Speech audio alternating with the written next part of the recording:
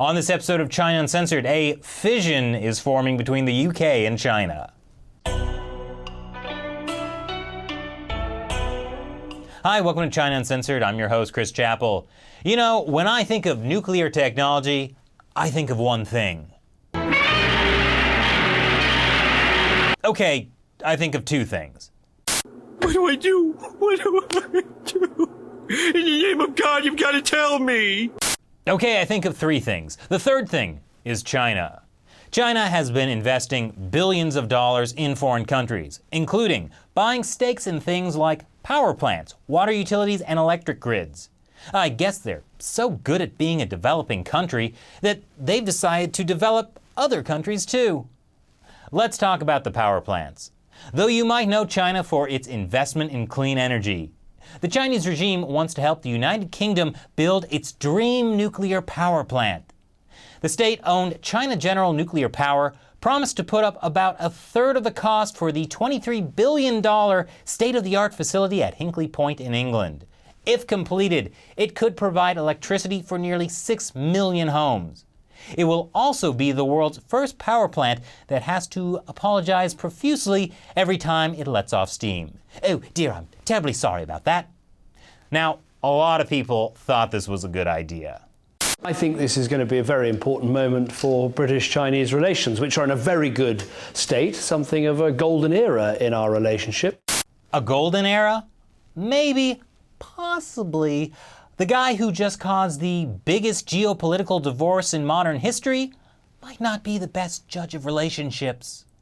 Although when your first and second dates are the Opium Wars, I guess your relationship can only go up from there.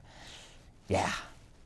Anyway, the Hinkley Point nuclear deal seems much less glowy now because there's a new prime minister in town. Just as investors gather to finalize the agreement, the new British Prime Minister Theresa May said she needed some time to think about it first. Uh-oh. Guys, here's some China Uncensored relationship advice. When you ask your strategic partner for a commitment, whether you do it with a diamond ring or, say, a stake in a $23 billion nuclear power plant, and she says she has to think about it first, that's not the best sign. You see, last year, while Britain's then Prime Minister David Cameron and China's leader Xi Jinping were having a stag night at the local Pig and Whistle, current Prime Minister Theresa May's advisor wrote this editorial. He wrote that British intelligence felt the intelligence services of China continue to work against UK interests at home and abroad.